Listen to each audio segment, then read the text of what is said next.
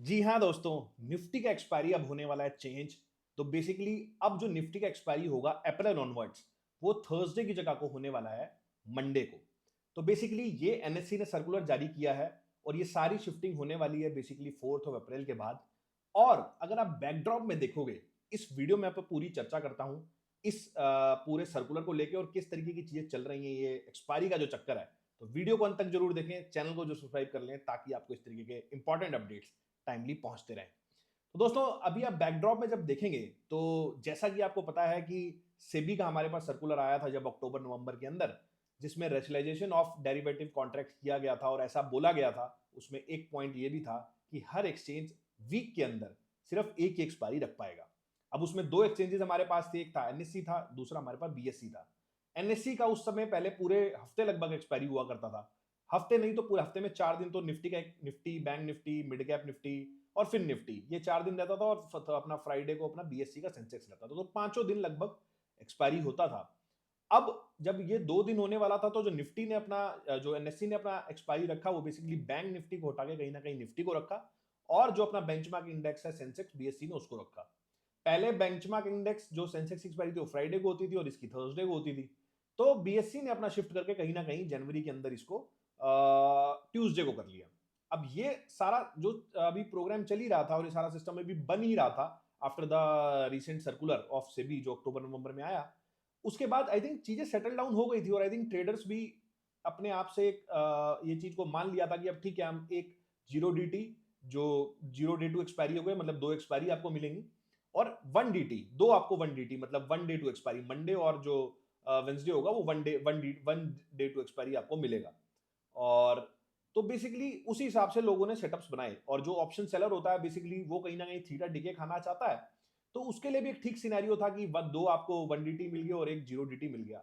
लेकिन कहीं ना कहीं हम देखें तो अब जो एनएससी का सर्कुलर आया है उसमें एनएससी बोल रहा है, पर्टिकुलरली मैं जब से ट्रेडिंग को देख रहा हूं या कर रहा हूं, तो एनएससी का हमेशा एक्सपायरी थर्सडे को हुआ है, चाहे वो मंथली था चाहे वीकली था। जब वीकली होता ही नहीं था तब भी एनएससी का एक्सपायरी मंथली थर्सडे को ही हुआ करता था। लेकिन अब इसको उठा के मंडे को कर दिया गया है। तो अब आपको वीक में मंडे और ट्यूसडे दो एक्सपायरी मिलने वाले हैं अप्रैल ऑनवर्ड्स, जो कि मेरे हिसाब से ट्रेडर के लिए काफी नुकसानदायक होगा। बिकॉज अगर आप फ्राइडे को पोजीशन बना रहे हो तो कहीं ना कहीं आप एक ओवरनाइट रिस्क करी कर रहे हो अपनी पोजीशंस के ऊपर, जो पहले नहीं था। पहले आपको सिर्फ ओवरनाइट रिस्क के साथ साथ अभी आप वीकेंड का रिस्क भी हो, उसमें ट्रम्प भी है, दुनिया भर की चीजें हो रही हैं। तो कहीं ना कहीं आप एक्सपोज हो गए कहीं ना कहीं 2-3 दिन के लिए अपनी पोजीशंस को लेके, जो कि एक नेगेटिव चीज है मेरे हिसाब से। एक्सचेंजेस सिर्फ अपनी कमाई के बारे में सोच रहे हैं। और एक्सचेंज का कमाई इस तरीके का होता है कि बेसिकली ट्रेडर प्रॉफिट करे या लॉस करे, एक्सचेंज ने तो पैसे कमाने ही है। तो ये दोनों एक्सचेंजेस कहीं ना कहीं अब हो सकता है बीएससी अपना बाद में जो अपना ये जो एक्सपायरी है इसको चेंज कर देगा। ऐसे तो कभी सूटेबिलिटी बैठ ही नहीं पाएगी और अल्टीमेटली इसमें नुकसान ट्रेडर का होना है, क्योंकि ट्रेडर का प्रॉफिट हो या नुकसान, एक्सचेंज तो पैसे कमा ही लेता है, एक्सचेंज के पैसे तो बन ही जाते हैं। या आप अगर आप गवर्नमेंट ऑफ इंडिया को देखोगे तो उनके तो रेवेन्यू आना ही है ना, चाहे ट्रेडर पैसे कमाए चाहे ट्रेडर पैसे ना कमाए। तो मेरे हिसाब से ये मनमानी चल रही है दोनों एक्सचेंजेस की। और अभी चौहान जी का भी, एनएससी के जो चेयरमैन है उनका भी अभी एक पीछे एक बयान आया कि वो बोल रहे हैं कि सारी जो एक्सचेंजेस है उसकी एक्सपायरी एक ही दिन होनी चाहिए।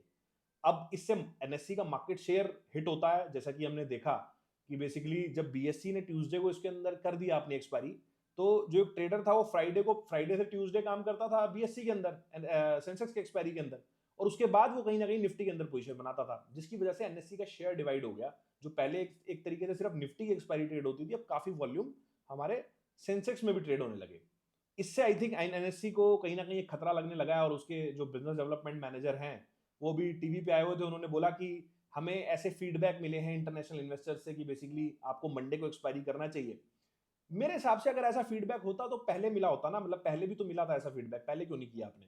अभी क्या ऐसी जरूरत आन पड़ी थी कि बेसिकली आपने इसको इमीडिएट, ये जो रेशनलाइजेशन हुआ और बीएससी ने जब चेंज किया तो आपने इसको बदल दिया?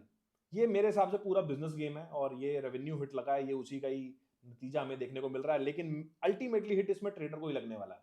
अल्टीमेटली ट्रेडर की जेब से पैसे जाने वाले हैं। क्योंकि जो भी लोग सिस्टम ट्रेडिंग करते हैं या हम जैसे लोग जो एल्गो ट्रेडिंग करते हैं, बेसिकली आप देखोगे तो हम सिस्टम्स बनाते हैं डेटा के ऊपर। और डेटा अगर हर दूसरे महीने चेंज कर दोगे आप कभी एक्सपायरी थर्सडे को करोगे, कभी मंडे को करोगे, कभी वेंसडे को करोगे, तो एक ऐसा इंसान जो बेसिकली एक एज बना रहा है, मार्केट के अंदर काम करना चाहता है, उसके लिए तो बहुत मुश्किल हो जाएगा। और कॉस्टिंग्स आपकी बराबर है, मैं प्रॉफिट करूं या लॉस, जो कि मुझे एक बहुत बड़ा रेड फ्लैग लगता है कि क्या बिजनेस वायबिलिटी इस पे बनेगी भी या नहीं बनेगी। क्योंकि एक्सचेंजेस कहीं ना कहीं अपने रेवेन्यूज के बारे में ही सोची जा रही हैं, दोनों एक्सचेंजेस। अभी बीएससी भी अगर चेंज कर ली गई, अभी जैसे हम सुन रहे हैं कि बेसिकली एक नया एक्सचेंज भी आ रहा है एमएससीआई करके, जिसमें कुछ ब्रोकर्स ने भी पैसा डाला, उसमें जिरोधा और शेयर इंडिया भी है। तो अब एक और एक्सचेंज आ जाएगा तो वो एक और एक्सपायरी लेके आएगा।